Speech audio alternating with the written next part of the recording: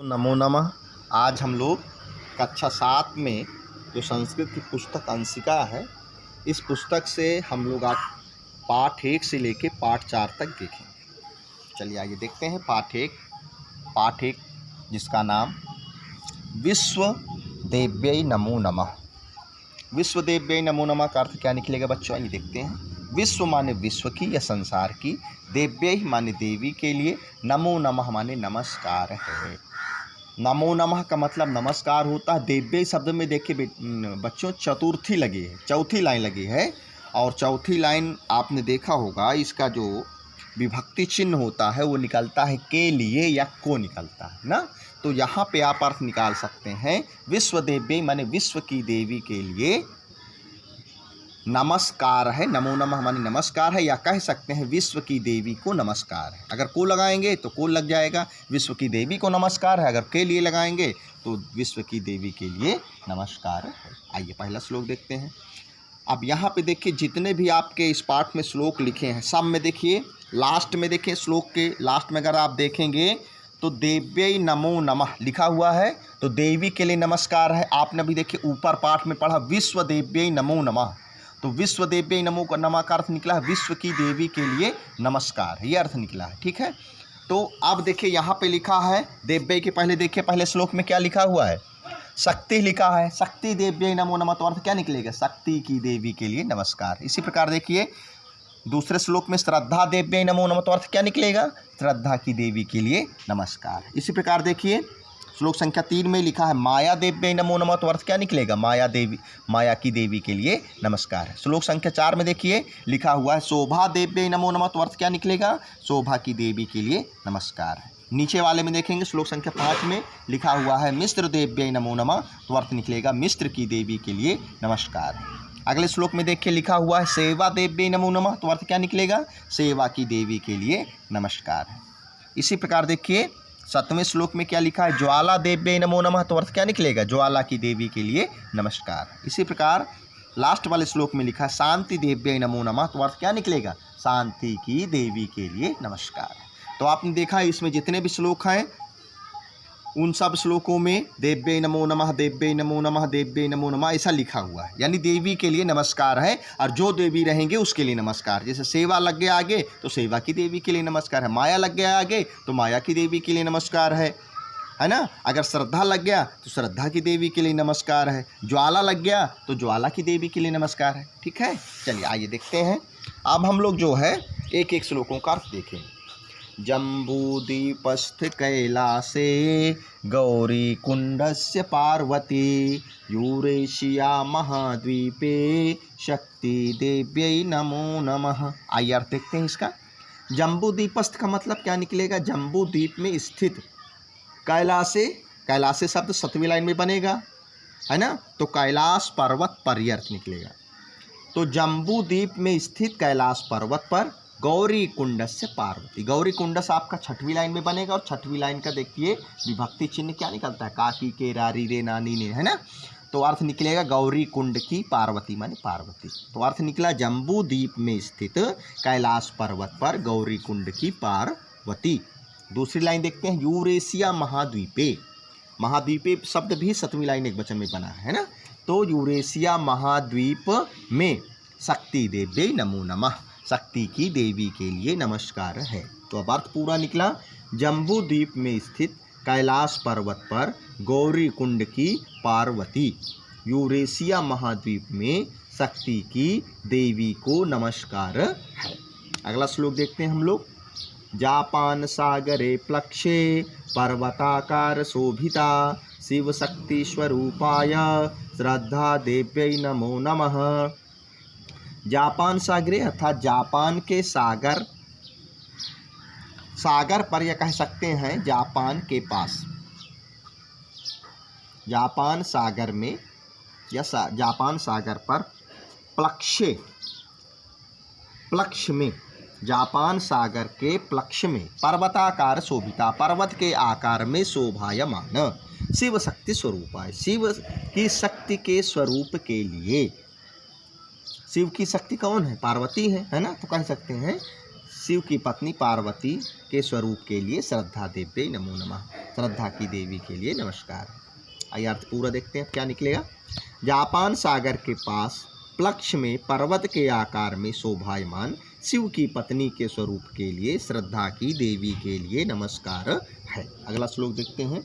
Mexico देश आश्चर्यम सालमली द्वीप मंदिरे सोपान मंदिरे द्वीपे माया देव्यै नमो नमः, माया देव्यै नमो नमः। मैक्सिको देश आश्चर्य, मैक्सिको देश का आश्चर्य, सालमली द्वीप मंदिर है, सालमली द्वीप के मंदिर में सोपान मंदिरे द्रव्य, सोपान मंदिर में द्रव्य माया देव्यै नमो नमः, माया की देवी के लिए नमस्कार है। मैक्सिको देश का आश्चर्य सालमली द्वीप के मंदिर में सीढ़ी मंदिर में द्रव्य माया की देवी के लिए नमस्कार है। देखिए सोपान माने सीढ़ी होता है ना।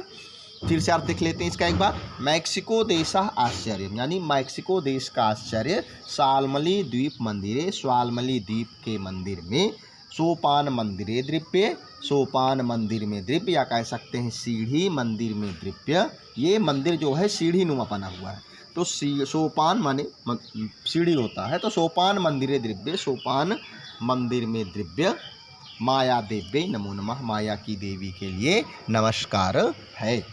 अगला श्लोक देखते हैं। इनका एटेक सभ्यता प्राचीन संस्कृति क्रोचे अमेरिका द्वीपे शोभा देव्यै नमो नमः। ये देखिए नाम लिखा हुआ है, इनका एटेक सभ्यता और प्राचीन काल की संस्कृति। क्रोचे अमेरिका द्वीपे, क्रोच अमेरिका द्वीप में शोभा की देवी के लिए नमस्कार है, शोभा देव्यै नमो नमः। इनका एज़टेक सभ्यता और प्राचीन काल की संस्कृति क्रोच देश में अमेरिका द्वीप में शोभा की देवी के लिए नमस्कार है। अगला श्लोक देखते हैं। त्रिकोण मंदिरे पूज्या अफ्रीका कुश संस्थिता सिंहस्था सूर्य पूजायाम मिस्र देव्यै नमो नमः। त्रिकोण मंदिर में पूजित अफ्रीका कुश में स्थित सिंहस्थ सूर्य पूजायाम, सिंहस्थ सूर्य पूजा में स्थित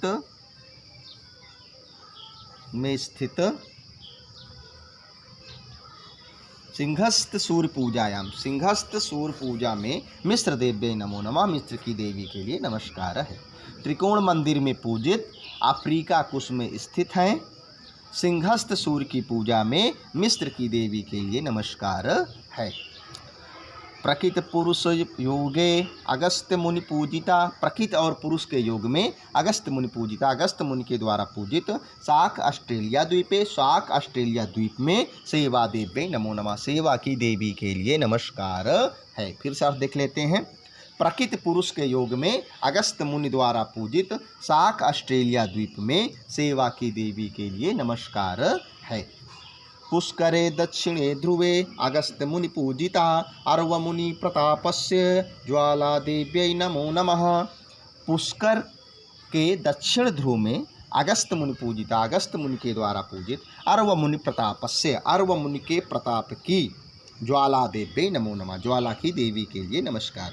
पुष्कर झील के दक्षिण ध्रुव पर अगस्त्य मुनि द्वारा पूजित अर्व मुनि के यश का या तप यश का तथा ज्वाला की देवी के लिए नमस्कार। पुष्कर आप जानते हैं झील या तालाब को कहते हैं, है ना। पुष्कर में आपने सुना होगा कि ब्रह्मा जी का मंदिर है ना। तो वही बता रहा है कि पुष्करे दक्षिणे ध्रुवे यानी पुष्कर झील के दक्षिण ध्रुव पर अगस्त्य मुनि पूजिता, अगस्त्य मुनि द्वारा पूजित अर्व मुनि प्रतापस्य, अर्व मुनि के प्रताप का या यश के ज्वाला देव्यै नमो नमः, ज्वाला की देवी के लिए नमस्कार है। पुष्कर झील के दक्षिण ध्रुव पर अगस्त्य मुनि द्वारा पूजित अर्व मुनि के यश का तथा ज्वाला की देवी के लिए नमस्कार है। अगला श्लोक देखते हैं इस पाठ का। मदिरा सागरे मध्ये प्रशांत क्षीरवासिनी स्वतंत्रता स्वरूपाय शक्ति देव्यै नमो नमः। मदिरा सागरे मध्य अर्थात मदिरा सागर के मध्य में प्रशांत क्षीरवासिनी, क्षीरवासिनी का मतलब होता है क्षीर सागर में रहने वाली, प्रशांत क्षीर सागर में रहने वाली स्वतंत्रता स्वरूपाय, स्वतंत्र स्वरूप के लिए शांति देव्यै नमो नमः, शांति की देवी के लिए नमस्कार है। अर्थात अर्थ फिर से एक बार देख लेते हैं। मदिरा सागर के मध्य में प्रशांत क्षीर सागर में रहने वाली स्वतंत्र स्वरूप के लिए शांति की देवी के लिए नमस्कार है। तो बच्चों ये पाठ समाप्त हो गया। अब हम लोग अगला पाठ देखेंगे। आइए देखते हैं पाठ 2 हम लोग देखेंगे। पाठ 2 जो है एक कहानी है। जैसे हम लोगों के स्वभाव में रहता है कि कुत्ते को देखते हैं तो तुरंत ही हम लोग कुत्ते को जैसे ही देखते हैं तो वैसे ही हमारी नज़र कहाँ जाती है, या तो किसी पत्थर पे जाती है या तो किसी डंडे पे जाती है, उसको मारने के लिए तुरंत हमारे मन में ये विचार आ जाता है। तो ये विचार अच्छा नहीं है, तो इसी को समझाने के लिए इसमें कहानी के रूप से ये दिखाया गया है कि अगर मान लीजिए खाते समय आपके कोई कुत्ता उत्ता आ जाता है तो उसको थोड़ा बहुत दे देना चाहिए। ये नहीं कि सब खा जाएं उसको देना, अब पता लगा देने की कौन कहे लेके डंडा आप उसको दौड़ा लें, तो ऐसा नहीं करना चाहिए। आइए देखते हैं इस पाठ में क्या है। पाठ का नाम देखिए लिखा हुआ विचित्र दंडम। विचित्र माने होता है अनोखा या अनोखी, अदंडम माने होता है सजा, अनोखी सजा। आइए देखते हैं इस पाठ में क्या है। एकदा एकः मानवः बिना कारणं सारमेयं प्रतिशिलाखंडं न क्षिपत। एकदा एक बार एकः मानव एक मनुष्य बिना कारण के सारमेयं प्रतिशिलाखंडं न क्षिपत। सारमेयं माने कुत्ते के प्रतिमा ने और शिलाखंडम माने पत्थर के टुकड़े को, न क्षिपत माने फेंका या मारा। एक बार एक मनुष्य बिना कारण के ही कुत्ते की ओर एक पत्थर के टुकड़े को मारा। वयम सर्वे जानीमः, हम सभी जानते हैं, यत माने कि यदा शुनकः शिलाखंडम च युगपत दृश्यते मानवः स्वभाव दोषेण कुक्कुरम शिलाखंडेन ताडयति। हम सभी जानते हैं कि जब हम कुत्ते को देखते हैं तो तुरंत ही हम जो है ढेले ओले को देखते हैं। मनुष्य स्वभाव दोष के कारण पत्थर के टुकड़े से या ढेले से कुत्ते को मारता है। फिर से अर्थ एक बार इसका पूरा देख लेते हैं।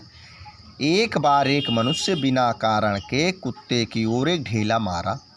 हम सभी जानते हैं कि जब हम कुत्ते को देखते हैं तो तुरंत ही ढेला देखते हैं। मनुष्य स्वभाव दोष के कारण पत्थर के टुकड़े से मारता है। दुखिता श्वानः, देखिए कहानी है। अब देखिए कहानी में आगे बताया गया कि दुखी हुआ कुत्ता, यानी जो मार खाया था कुत्ता ईंटे से, वो भगवान के पास जाता है अपना जो है न्याय करवाने के लिए। कहानी है, कहानी में कुछ भी लिख सकते हैं, लेकिन कहानी से शिक्षा क्या मिलती है हमको ये मूल बात अपने ध्यान में रखनी चाहिए। तो दुखिता श्वानः, दुखी हुआ कुत्ता, ईश्वरम प्रति, ईश्वर की ओर, स्वकीयम व्यसनम यानी अपने दुख को आक्षेप के रूप में निवेदित करके न्यायम प्रास्थितवान, न्याय के लिए प्रार्थना किया। दुखी हुआ कुत्ता ईश्वर के पास जा कर के आक्षेप रूप में न्याय के लिए प्रार्थना किया कि ये इस मनुष्य ने मेरे साथ गलत किया है, आप मेरे साथ न्याय करें। विधाता यथा विधिम मानवम आहूय सम्यक विचारम अकरोतो। भगवान ठीक प्रकार से उस मनुष्य को बुला करके अच्छी प्रकार से विचार करते हैं। तदा मानवेन उक्तम यदा शुनकः तस्य स्थालिकां प्रति एव पश्यन् आसीत् अतः कोपेन मया तथा कृतम इति। तब मनुष्य के द्वारा कहा गया, मनुष्य ने कहा कि कुत्ता उसकी थाली में, यानी कि मैं खा रहा था, मेरी थाली की ओर ही ये देख रहा था। ये उसके कहने का भाव ये है।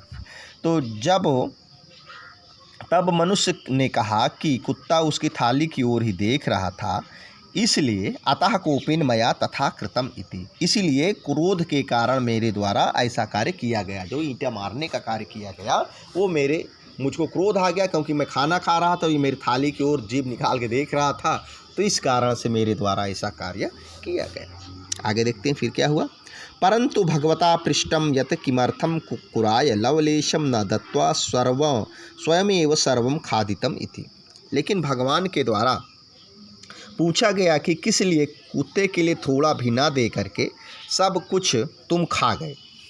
अतः एतस् अमानुषाय व्यवहाराय तेन उचितम दंडम अनुभूतव्यम। इसलिए इस अमानुषी कार्य के लिए, व्यवहार के लिए उसके द्वारा यानी कुत्ते के द्वारा तुम्हें उचित दंड देना चाहिए। आगे फिर देखते हैं क्या हुआ। इदानीम ईश्वरः शुनकं पृष्ठवान। इस समय ईश्वर ने कुत्ते से पूछा, मानवाय किम दंडम दातव्यम इति। मनुष्य के लिए क्या दंड देना चाहिए। इस समय भगवान ने कुत्ते से पूछा, अच्छा तुम ही बता दो कि मनुष्य के लिए क्या दंड देना चाहिए। सारमेयं मुक्तम। कुत्ते ने कहा, इयं मानवं भवान भुवि कस्मिन्नपि आद्य मंदिरे धनाधिकारी स्थाने नियोजयतु इति। इस मनुष्य को आप पृथ्वी लोक पर किसी पुराने मंदिर में कोषाधिकारी के रूप में लगा दीजिए। यानी उस कुत्ते ने कहा, भगवान ने सोचा ये दंड के रूप में कुछ मांगेगा, इसको सज़ा देंगे, तो उसने अनोखी सज़ा की मांग किया कि भगवान आप ऐसा करिए कि इसको आप किसी मंदिर में, जो कोषाधिकारी होते हैं, जो रसीद वसीद काटते हैं, दान उन जो आता है, उसी में इसको अधिकारी बना के आप रख दीजिए। अब देखिए भाई, किसी के मन में है कि आपके साथ उसने गलत किया और आप ऐसे दंड की अनोखी मांग करें, तो निश्चित है कि मन में प्रश्न उठना स्वाभाविक है। तो भगवान के द्वारा पूछा गया कि आखिर तुम ऐसे दंड की क्यों मांग कर रहे हो। तो आगे वो बता रहा, आगे देखते हैं। भगवान ने पूछा, किमर्थम एवं विचित्रस्य दंडस्य उपस्थापनम करोति। किस लिए इस प्रकार अनोखे दंड की मांग कर रहे हो। तो कुत्ते ने उत्तर दिया, अहम स्वयं पूर्व जन्मनि एकस्मिन् देवालये कोषाधिकारी आसम। कुत्ते ने कहा कि मैं पहले जन्म में एक मंदिर में कोषाधिकारी था। यानी इस कुत्ते को अपना पूर्व जन्म याद है, लगता है। कहानी है, कहानी में कुछ भी संभव है। तो उस कुत्ते ने कहा कि मैं पहले जन्म में एक मंदिर पे जो है कोषाधिकारी था, तो तत्र मया अधर्माचरणस्य कारणतः एव आसन अवतारे एव अस्मिन् अवतारे शुनक रूपेण जनितवान इति। तो वहाँ मेरे द्वारा अधर्म का आचरण किया गया, तो इसलिए इस जन्म में मैं कुत्ता बना हुआ। यानी कि कहने का भाव ये है कि उसने अधर्म का आचरण किया होगा। कहने का भाव ये है कि उसने रसीद वसीद, मान लीजिए कोई कुछ देता रहा होगा, पैसा पूरा नहीं जमा करता था, फर्जी रसीद बना के दे देता था, है ना। तो इस वजह से वो इस जन्म में कुत्ता बना हुआ है, और जिस घर में जाता है वहीं मार खाता है, खाने की कौन बात कहे। तो उसने सोचा कि जब इसको भी अगर ये कोषाधिकारी बनेगा, तो निश्चित है कि ये भी उसी प्रकार का धर्म का आचरण करेगा। जब ये भी करेगा तो ये अगले जन्म में फिर ये कुत्ता बनेगा। तब इसको ये पता लगेगा कि कुत्ते का दर्द क्या होता है, कि कुत्ता बेचारा जहाँ भी जाता है वहीं मार खाता है। तो इस प्रकार से ये आपकी कहानी समाप्त हो गई। इस कहानी से हमें यह शिक्षा मिलती है कि हमें कुत्ते, बिल्ली या मान लीजिए कोई भी जीव जंतु है, तो थोड़ा बहुत उसको खाते समय दे देना चाहिए। आइए अगला पाठ हम लोग देखते हैं। अगला पाठ है सरस्वती पूजनम। पाठ 3 जो है, इसको आइए हम लोग अब देखते हैं। सरस्वती पूजनम, इस पाठ को देखते हैं। देखिए, इसमें 2 मित्र हैं। एक मित्र ने एक मित्र के पास पत्र लिखा था, तो वो मित्र भी अपनी संवेदनाओं को प्रकट कर रहा है और उसको बुलाना चाह रहा है। सरस्वती पूजा आने वाली है, तो वो चाह रहा है कि मित्र आए, क्योंकि सरस्वती पूजा में जैसे हम लोग नवरात्र में 9 दिन की होती, सरस्वती में 1 दिन के होते, उसमें भी मूर्ति बैठाई जाती है और अगले दिन जो है गंगा में ले जाके उनका विसर्जन किया जाता है, नदी में, तालाब में, कहीं भी ले जाके विसर्जित किया जाता है। तो इसमें भी यही दिखाया गया है कि एक मित्र है, अपने मित्र को बुलाना चाह रहा है, तो पत्र वगैरह लिख रहा है। तो आइए देखते हैं, कहानियाँ विषय में हम लोग देखेंगे। आइए देखते हैं। तो देखिए, पहले एड्रेस लिखा हुआ है, सरस्वती ज्ञान सदनम। सदनम माने मंदिर होता है, तो सरस्वती ज्ञान मंदिर, C94/2, श्रद्धापुरी, द्वितीय, कंकड़ खेड़ा, ये नाम ही है। मेरठ था, यानी मेरठ से उत्तर प्रदेश था, उत्तर प्रदेश से ये पत्र लिखा जा रहा है। आइए देखते हैं। आइए आगे अब हम लोग देखते हैं। दिनांक लिखी हुई है और उसके बाद नाम लिखा है जिसके पास जाना है। कह रहा है, प्रियवर अनिकेत, प्यारे अनिकेत, सा स्नेहम नमस्कारम, प्रेम भरा नमस्कार। मया प्राप्तम तब भावोद्दीपकम पत्रम, मेरे द्वारा प्राप्त हुआ तुम्हारा भावना से भरा हुआ पत्र। सर्वविधम कुशलम परिज्ञाय, सब कुछ अच्छा जान करके परम प्रसीदाम, बहुत खुश हुआ। इदानीम सरस्वती पूजा समागच्छत, इस समय सरस्वती पूजा आ रही है। वसंतावतारस्य एषा रमणीयः अवसरः कस्मै न प्रियः, वसंत के अवसर पर यह रमणीय अवसर किसके लिए प्रिय नहीं है। सरस्वती विद्याया अधिष्ठात्री देवी अस्ति, सरस्वती विद्या की अधिष्ठात्री देवी हैं। सरस्वती पूजा छात्राणाम विद्यानुरागस्य परस्पर प्रेम भावस्य भक्ति भावनांच प्रतीक भूतः अस्ति। सरस्वती पूजा छात्रों के विद्या के प्रति प्रेम और परस्पर प्रेम भावना और भक्ति भावना का प्रतीक है। छात्राणां कृते सर्वेषु पर्वेषु ऐसा विशिष्यते। छात्रों के लिए सभी पर्वों में यह विशेष स्थान रखता है। माघ मासे शुक्ल पक्षे, माघ महीने के शुक्ल पक्ष में, शुक्ल पक्ष के पंचम्याम तिथौ पंचमी तारीख तिथि को प्रतिवर्षम प्रत्येक वर्ष अयम पर्वम आयोजिते। यह प्रत्येक वर्ष आयोजित होता है। यानी माघ महीने के पंचमी तारीख को प्रत्येक वर्ष यह आयोजित होता है। यह पर्व कौन पर्व? सरस्वती पूजन का पर्व। अस्मिन् दिवसे, इस दिन भगवती सरस्वती छात्रैः यानी छात्रों के द्वारा श्रद्धया प्रपूज्यते, श्रद्धा के साथ पूजी जाती हैं। इस दिन भगवती सरस्वती छात्रों के द्वारा श्रद्धा से पूजी जाती हैं। ऐसा सरस्वती, यह सरस्वती अस्मभ्यम ज्ञानम ददाती, हमारे लिए ज्ञान देती हैं। यह सरस्वती हम लोगों को ज्ञान देती हैं। वसंत पंचम्याम तिथौ, वसंत पंचमी के तिथि में प्रातरेव, सुबह से ही भजन कीर्तन आदि के द्वारा देव्याः प्रतिमा प्रतिष्ठाप्यते, देवी की प्रतिमा को स्थापित करते हैं। वसंत पंचमी की तिथि में सुबह से ही भजन कीर्तन आदि के द्वारा देवी की प्रतिमा स्थापित करते हैं।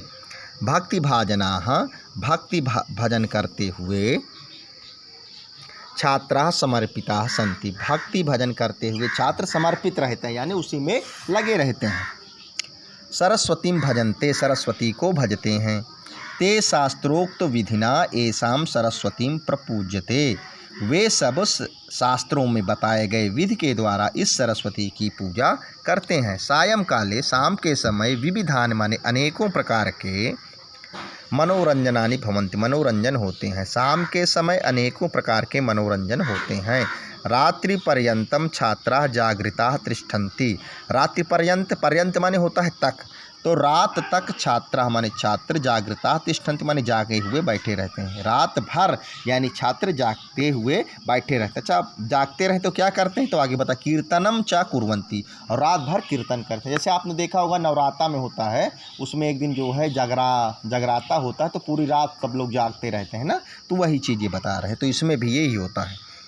प्रातः, देखिए पहले पंचमी को बैठाया गया, तो अब षष्ठी आ जाएगी, तो षष्ठ्याम, प्रातः षष्ठ्याम, और सुबह षष्ठी में प्रतिमा को जलाशय माने तालाब में, और सुबह षष्ठी में प्रतिमा को तालाब में, नद्याम नदी में, गंगायाम गंगा में, वा अथवा, वा का मतलब अथवा हुआ, यानी या तो एक ही जगह ले जाएंगे भाई, मूर्ति अगर एक बैठाएं तो एक ही जगह ले जाएंगे, चाहे गंगा में ले जाएं, चाहे तालाब में ले जाएं, चाहे नदी में ले जाएं। तो वही चीज़ें बता रहे हैं कि सुबह षष्ठी तारीख को जो है तारीख को प्रतिमा को तालाब में अथवा नदी में अथवा गंगा में अति उल्लासित ही बहुत खुशी के साथ भाजमान भजन करते हुए छात्रों के द्वारा विसर्जियते, यानी विसर्जित की जाएगी। आगे देखते हैं। तो सुबह छठवीं को प्रतिमा तालाब में, नदी में अथवा गंगा में उल्लास के साथ, खुशी के साथ भजन करते हुए छात्रों के द्वारा विसर्जित की जाती है। तो अस्मिन् वर्षे, इस वर्ष भी वयम माने हम सब विसर्जनार्थम, विसर्जन करने के लिए त्रिवेणी संगमम यास्यामः, त्रिवेणी संगम को जाएंगे। इस वर्ष भी हम सब मूर्ति को विसर्जित करने के लिए त्रिवेणी संगम जाएंगे। आगे देखते हैं। फिर आगे बता रहा है मित्र के आगे आप देखेंगे तो संबोधन का चिन्ह लगा हुआ, तो अर्थ निकलेगा हे मित्र, वर्षे अस्मिन्, इस वर्ष, अस्याम पूजायाम, इसकी पूजा में विविधाः अनेकों प्रकार के चित्ताकर्षकाः कार्यक्रमाः आयोजिताः भविष्यन्ति। इस वर्ष, अरे मित्र, इस वर्ष इसकी पूजा में अनेकों प्रकार के मनमोहक कार्यक्रम आयोजित होंगे। सखे, हे मित्र, ना चेत कापि बाधा, ना हो, चेत माने तो अगर ना हो कोई कापि बाधा, कोई समस्या, तो तरहि माने तो अस्मिन अवसरे, इस अवसर पर, त्वया माने तुम्हारे द्वारा, इह अवश्यम आगंतव्यम, यहाँ अवश्य आना चाहिए। हे मित्र, अगर कोई समस्या ना हो तो इस अवसर पर तुम्हारे द्वारा यहाँ अवश्य आना चाहिए। सर्वे वयम प्रयागम युगपदेव चलिष्यामः। सर्वे वयम माने हम सभी, प्रयागम माने प्रयाग को, युगपदेव माने साथ ही, चलिष्याम माने चलेंगे। गुरुजनेभ्यः नमः यानी बड़ों के लिए नमस्कार है। बालकेभ्यः स्वस्ति, और छोटों का कल्याण हो। झटित उत्तरम देया, तुरंत उत्तर देना। अभिन्न हृदय, तुम्हारा अभिन्न हृदय। प्रतिदत्त चौहान, प्रतिदत्त चौहान, तो यानी इस पत्र ने प्रतिदत्त चौहान ने लिखा। और किसके पास लिखा है? प्रियवरानिकेत के पास। जिसके पास लिखा जाता है पहले उसका नाम आता है ना। चलिए, तो ये पाठ आपका समाप्त हो गया। अब हम लोग लास्ट पार्ट देखेंगे इस वीडियो का, जो पार्ट 4 है। उस पाठ में देखते हैं कौन सा पाठ है। पाठ का नाम है विद्या महिमा, अर्थात विद्या की महिमा। आइए देखते हैं विद्या की महिमा। इस पाठ को देख लेते हैं। महिमा का अर्थ विशेषता भी होता है, लाभ भी होता है ना। कई अर्थ निकलते हैं इसके। आइए देखते हैं पहला श्लोक। धनहीनो न हीनश्च धनिका सा सुनिश्चया, विद्यारत्नेन हीनो यः सः हीनः सर्ववस्तुषु। धनहीनो, हीना शब्द था, हीना माने हीन होता है। तो धन से हीन व्यक्ति, ना माने नहीं है, हीना माने गरीब, चा माने और। धनिका सा सुनिश्चय, धनी है, सा माने वह, सुनिश्चय माने निश्चय। यानी धन से हीन व्यक्ति गरीब नहीं है, वह निश्चय ही धनी है। अब भाई ऐसा अगर आप कहेंगे तो इसके लिए तर्क दीजिए। तो दूसरे लाइन में तर्क दे रहे हैं। क्या तर्क दे रहे हैं? कि विद्या रत्नेन हीनो यह माने जो विद्या रूपी रत्न से हीन है, सह हीनः सर्ववस्तुषि, वह हीन है, गरीब है, सर्व वस्तु माने सभी वस्तुओं में। यानी लेखक के अनुसार इसमें बताया गया है कि गरीब कौन है। गरीब उसको बताया गया है जिसके पास विद्या नहीं, यानी जिसने पढ़ाई लिखाई नहीं किया है तो वो गरीब है ना। अगर धन नहीं है तो वो गरीब नहीं है, इस श्लोक के अनुसार। फिर से अर्थ देख लेते हैं। तो धन से हीन व्यक्ति हीन नहीं अर्थात गरीब नहीं है, वह निश्चय ही धनी है। विद्या रत्न से जो हीन है वह सभी वस्तुओं में गरीब है, या सभी वस्तुओं से वो हीन। अगला श्लोक देखते हैं। विद्या ददाति विनयम विनयात याति पात्रताम, पात्रत्वात् धनम आपनोति, धनात् धर्मः ततः सुखम। इसका अर्थ देखते हैं। विद्या माने विद्या, ददाति माने देती है, विनयम माने विनय को या विनम्रता को। विद्या विनम्रता देती है। विनयात माने विनम्रता से, याति माने आती है, पात्रताम माने योग्यता। विद्या विनय को देती है, विनय से योग्यता आती है। पात्रत्वाद धनम आपनोति, और योग्यता से धन आता है। धनात् धर्मः, धन से धर्म होता है। और ततः सुखम, और उससे फिर सुख प्राप्त होता है। तो अर्थ देखते हैं क्या निकलेगा। विद्या विनय को देती है, विनय से पात्रता आती है, या विनय से योग्यता आती है, योग्यता से धन आता है, और धन से धर्म होता है, और धर्म से सुख प्राप्त होता है। अगला श्लोक हम लोग देखते हैं। विद्वत्वं च नृपत्वं च नैव तुल्यं कदाचन, स्वदेश पूज्यते राजा विद्वान सर्वत्र पूज्यते। विद्वत्वम माने विद्वान की, चा माने और, नृपत्वम माने राजा की। नैव ना धन एव है, नैव यहाँ पे वृद्धि संधि है। ना माने नहीं, एव माने ही, करनी चाहिए। कदाचन माने कभी भी, तुल्यम माने तुलना। तो अर्थ निकला विद्वान और राजा की कभी भी तुलना नहीं करनी चाहिए। विद्वान और राजा की कभी भी तुलना नहीं करनी चाहिए। अगले श्लोक में बताया स्वदेशे पूज्यते राजा। स्वदेशे माने अपने देश में, पूज्यते माने पूजा जाता है, राजा माने राजा। अपने देश में पूजा जाता है राजा, जबकि विद्वान सर्वत्र पूज्यते, जबकि विद्वान हर जगह पूजा जाता है। तो इसीलिए कहा गया कि विद्वान और राजा की कभी भी तुलना नहीं करनी चाहिए, क्योंकि विद्वान अपने देश में पूजा, क्योंकि राजा अपने देश में पूजा जाता है, लेकिन विद्वान हर जगह पूजा जाता है। इसीलिए राजा और विद्वान में कभी भी तुलना नहीं करनी चाहिए। फिर से एक बार देख लेते हैं। विद्वत्वम माने विद्वान की, चा माने और, निपत्वम माने राजा की, कदाचार माने कभी भी, तुल्यम माने तुलना, नैव माने नहीं करनी चाहिए। तो विद्वान और राजा की कभी भी तुलना नहीं करनी चाहिए, क्योंकि स्वदेश पूज्यते राजा, अपने देश में पूजा जाता है राजा, जबकि विद्वान सर्वत्र पूज्यते, जबकि विद्वान सर्वत्र माने हर जगह, पूज्यते माने पूजा जाता है। विद्वान और राजा की कभी भी तुलना नहीं करनी चाहिए, क्योंकि अपने देश में राजा पूजा जाता है, जबकि विद्वान हर जगह पूजा जाता है। अगला श्लोक देखते हैं। अपूर्वः कोऽपि कोशो वयं विद्यते तव भारती, व्ययो वृद्धिम आयाति क्षयम आयाति संचयात।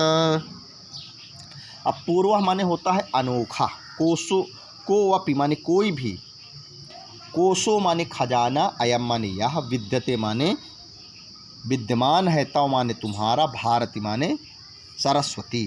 तो हे सरस्वती तुम्हारा यह खजाना अनोखा है, अनोखा है किसी भी खजाने से। तो हे सरस्वती यह तुम्हारा खजाना अनोखा है किसी भी खजाने से। उदाहरण बता रहे हैं कैसे अनोखा है। व्ययो वृद्धि में आयाति, व्ययो माने खर्च करने पे, यानी जितना आप पढ़िए, जितना पढ़ाई उसमें क्या आता है, जितना आप खर्च करेंगे उतना क्या होगा, वृद्धि में आयाति, ये इसमें वृद्धि आएगी, बढ़ोतरी होगी। क्षय आयाति संचयात, और इसको जितना इकट्ठा करके रख देंगे, पढ़ाई लिखाई नहीं करेंगे तो क्या होगा, धीरे धीरे वो समाप्त हो जाएगा। जबकि अब ऐसा भौतिकवादी संसार में देखिए, और धन जो है, मान लीजिए 100 रुपये आपने रखा है, तो जब भी उसको आप निकालेंगे वो 100 रुपये निकलेगा। लेकिन ये जो विद्या रूपी धन है, अगर आपने खूब पढ़ाई किया है और आपने पढ़ना लिखना छोड़ दिया, उसको इकट्ठा करके डिग्री सब एक जगह रख दिया, पढ़ाई लिखाई नहीं करेंगे, तो जो धीरे धीरे जितना ज्ञान आपके पास है वो धीरे धीरे क्या हो जाएगा, कम हो जाएगा।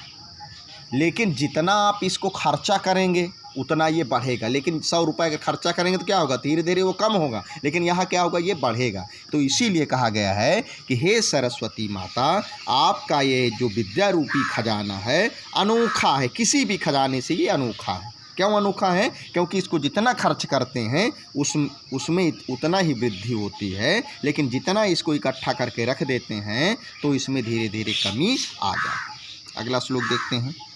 रूप यौवन संपन्ना विशाल कुल संभवाः, विद्याहीनो न शोभन्ते निर्गंधा इव किंसुकाः। अर्थ देखते हैं। रूप माने सुंदरता, यौवन माने यौवन, संपन्न माने युक्त, विशाल माने बड़े, कुल माने परिवार में, संभवा माने संभव। तो अब देखिए इसका अर्थ क्या निकलेगा, पूरा देखते हैं। तो यानी किसी भी मनुष्य का बड़े कुल में जन्म लेना संभव है, सुंदर हो ये भी संभव हो सकता है, यौवन से युक्त हो ये भी संभव है, लेकिन विद्याहीनो न शोभन्ते निर्गंधा इव किंसुका। लेकिन विद्या रूपी धन अगर उसने नहीं ग्रहण किया, यानी उसने पढ़ाई नहीं किया, तो ना शोभन्ते, वो शोभा नहीं पाता, वो अच्छा नहीं लगता है। कैसे अच्छा नहीं लगता है, निर्गंधा एव किंसुका। निर्गंधा माने बिना गंध का, बिना सुगंध का। जैसे किंसुक का फूल, किंसुक कहते हैं टेसू का, लाल कलर का होता है, जिसको गाँव में कटोरी वाला फूल कहते हैं, है ना। देखने में तो बहुत अच्छा होता है, लेकिन उसमें कोई गंध नहीं होती है। तो उसी प्रकार से कोई व्यक्ति हो, बड़े खानदान में जन्म लिया हो, बहुत सुंदर हो, है ना, यौवन से युक्त हो, लेकिन अगर उसने पढ़ाई लिखाई नहीं किया है तो वो उसी प्रकार अच्छा नहीं लगेगा। जिस प्रकार का टेसू का फूल होता है, देखने में तो बहुत अच्छा लगता है, लेकिन उसमें कोई सुगंध नहीं होती, तो ठीक उसी प्रकार से वो अच्छा नहीं लगेगा। अगला श्लोक देखते हैं। मातेव रक्षति पितेव हिते नियुक्ते, कांते विचाम्य पत्नी खेदम, लक्ष्मीं तनोति वितनोति च दिक्षु कीर्तिम, किम किम न साधयति कल्पलते विद्या। इस श्लोक में देखते हैं विद्या की, देखिए कितनी बड़ी महिमा है। बताया गया है कि विद्या किस प्रकार है। मातेव, इव माने तरा होता है, तो यहाँ पे देखिए गुण संधि है, माता धन इव है, तो माता इव माने समान, माता के समान। अच्छा, मातेव का अर्थ निकला माता के समान, तो पितेव का अर्थ क्या निकलेगा, पिता के समान। और उसी प्रकार देखिए कांतेव, कांता माने पत्नी होता है या प्रिया होता है, तो प्रिया के समान निकलेगा, है ना। तो अब देखिए यहाँ अर्थ क्या निकला, मातेव रक्षति। ये विद्या हमारी क्या करती है, मातेव रक्षति, माता के समान हमारी रक्षा करती है। क्योंकि हम पढ़ लिख लेते हैं तो हम लोग जान जाते हैं क्या कार्य करेंगे तो ये अच्छा रहेगा, क्या करेंगे तो नहीं अच्छा रहेगा, है ना। तो मातेव रक्षति, माता के समान रक्षा करती है। पितेव हितेव नित्य, और पिता के समान हित के कार्यों में लगाती है। कांतेव माने पत्नी के समान या कामता के समान। चाभिमत्य पत्नीय खेदम, दुख की बातों को सुनती है। लक्ष्मीम तनोति, पैसा बढ़ाती है। वितनोति च दिक्षुं कीर्तिम, और चारों दिशाओं में कीर्ति फैलाती है। किम किम न साध्यत, क्या क्या नहीं साधती, क्या क्या नहीं ये सिद्ध करती। कल्पलते विद्या, कल्पलता के समान यह विद्या है। जैसे कल्पलता कल्प वृक्ष होता है, उससे जो भी आप इच्छा करेंगे वो आप प्राप्त कर लेंगे, तो उसी प्रकार से यह विद्या रूपी आपके पास ऐसा वृक्ष है कि आपने अच्छा ज्ञान ग्रहण कर लिया है, तो आप जो इच्छा करेंगे वो आप सब, वो इच्छा आपकी सबकी, वो सब इच्छाएं आपकी पूरी हो जाएंगी। तो इसीलिए ये इसको जो है कल्पलता के समान विद्या को कहा गया है कि यह माता के समान रक्षा करती है, पिता के समान हित के कार्यों में लगाती है, पत्नी के समान दुख की बातों को सुनती है, लक्ष्मी फैलाती है, लक्ष्मी को विस्तृत करती है, यानी धन दौलत बढ़ाती है, और दिशाओं में आपके यश को फैलाती है। यह विद्या रूपी कल्प, यह विद्या क्या क्या आपका नहीं सिद्ध करती, यह कल्पलता के समान है। तो बच्चों, हमने आज जो है इस वीडियो में पाठ 1 से 4 तक देखा। सर्वेषां कृते नमो नमः।